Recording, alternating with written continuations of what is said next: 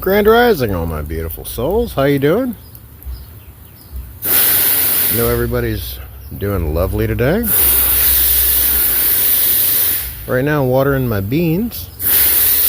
This is my little permaculture experiment I got going on here. It's really fascinating. Alright, so this is a multi-dimensional grid matrix that I made for my beans to climb upon.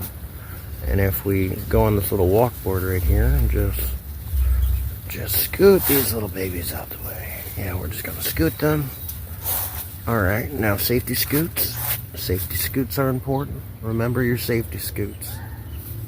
Don't sleep on the safety scoots. Alright, so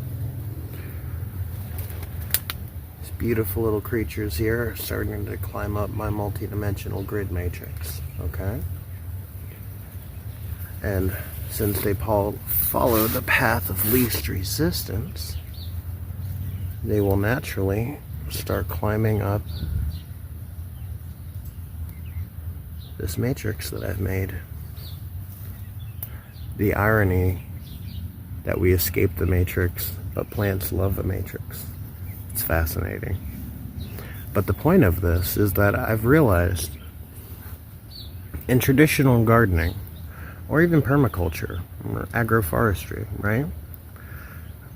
You have, now, example, say I'm growing this as a canopy top, forest layer, okay?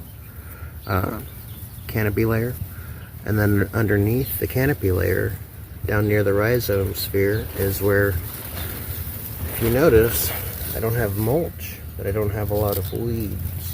And if you notice why there's not a lot of weeds, is because this acts as a ground cover, keeps everything shaded. Now if you look over here, these beautiful little creatures are growing really well. Good. And I make my own fertilizer, which is why I'm able to grow these. I mean, they're super healthy. They're not minding.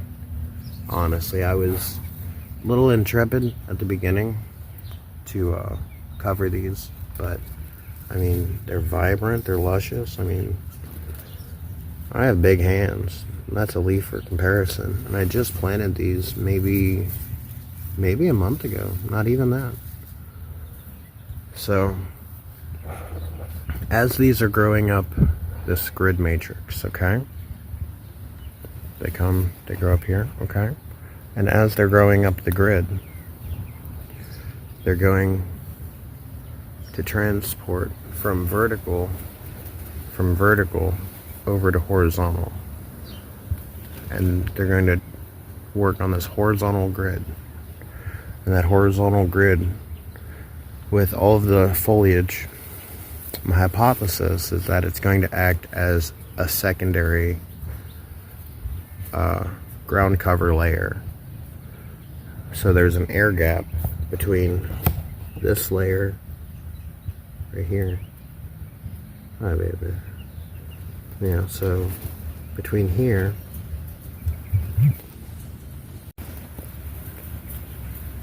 between right here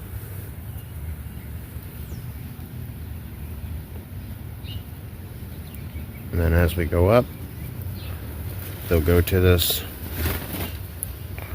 horizontal plane here, and then once they get to this horizontal plane, they trellis up and they transition to another incline, and then that incline goes up to another horizontal plane, and that transitions to another one, and another one, then it transitions to the roof. Oh, getting focused, there we go. And as it transitions to the roof, it leaves me enough space back here to have my little shelf for seedlings This is some summer squash right here, okay? And then these little guys over here are corn. Once they get a little stronger, I'm gonna transplant them. And then down here, I have squash growing right where that little packet is, right there. And then if you look over here, there you are, gorgeous. Oh, watch out there, sweetheart. Oh, there you are. Look at you. Looking fucking beautiful. Oh, absolutely gorgeous. Now, if you're growing these and you see that little shell right there, resist the urge to pop it off. Just let it chill. Trust the process. And sometimes they'll grow for a while. See, this was a pinto that I planted when I planted all these other ones.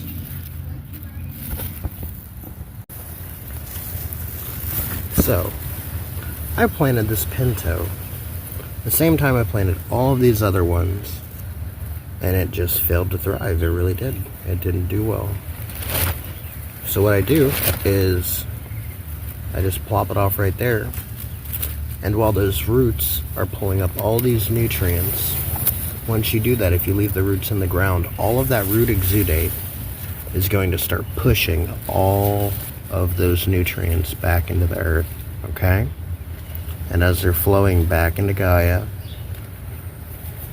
that little stalk will start to break down, turn back into natural ground cover, rebuild the rhizome sphere. It's a beautiful thing. And I really like when beans have tendrils. You can get a pole bean, which is this, or you can get a bush style bean. Now I really like to work with nature instead of against nature. So I'm not a fan of trying to put them in a little box and make them do a certain thing. That's why I'm giving them as much space as they can. I find that when they're growing on a trellis, they get really matted, and then the leaves are shaded out. I'm just gonna... Is that torn? No, that's a caterpillar. That is a caterpillar. I'm just gonna... Boop. Just get that real quick. There we go. And what I'm doing as I'm going through here, okay, is I'm looking for things like that.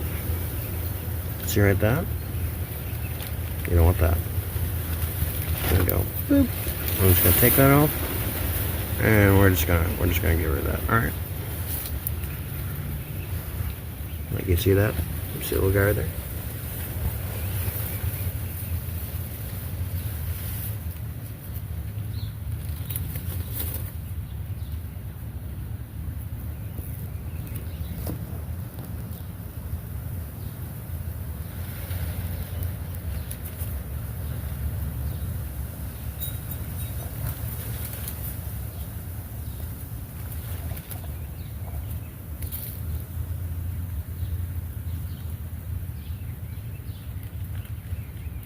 This just went full on fucking nature documentary. Let's go. Today, we're in the greenhouse, witnessing the specimen.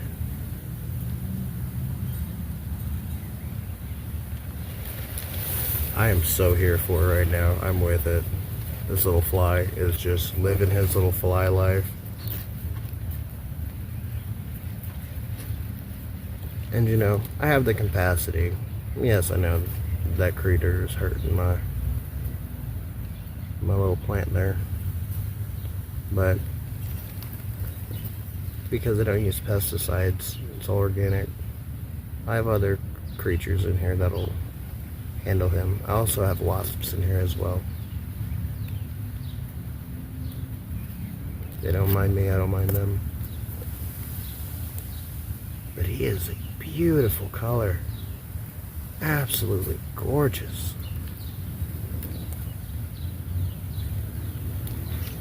You really get an appreciation for how small this creature is.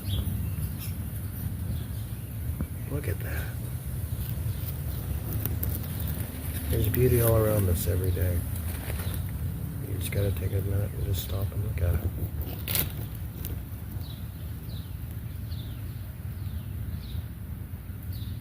By the way, this whole time I've been straddling a 2x4.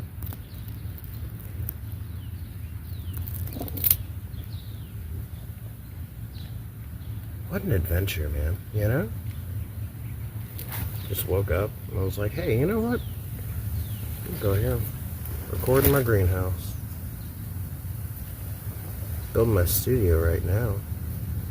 Just poured some concrete yesterday. Man, I had a great day yesterday. Really did. Alright, so we're gonna leave this little fly there.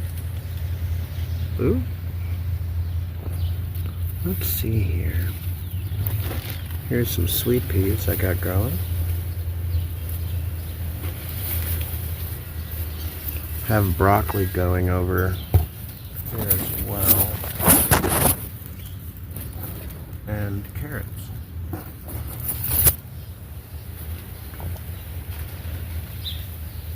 And over here, this beauty is in some soil that I made. Well, I bought a bag of soil and then I added my own bits to it. This is biochar that I make. And this is a thornless blackberry. I have pot ash. You know, ashes from a fireplace. It's called potash. Contains potassium. It's very acidic. It's high in acidity. Blackberries like acidity. They like very acidy soil. I have it in this little bucket to contain it. And yeah.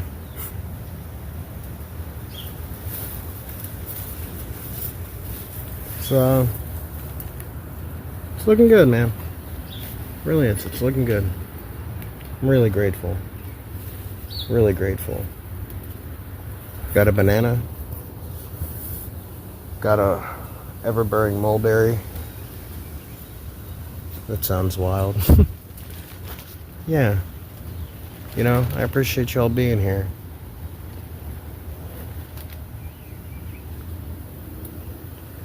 Well, if you haven't already, like, subscribe, share, you know, all that fun stuff. I love y'all. Y'all mean the world to me, more than you ever know. You're amazing. You got this. I love y'all.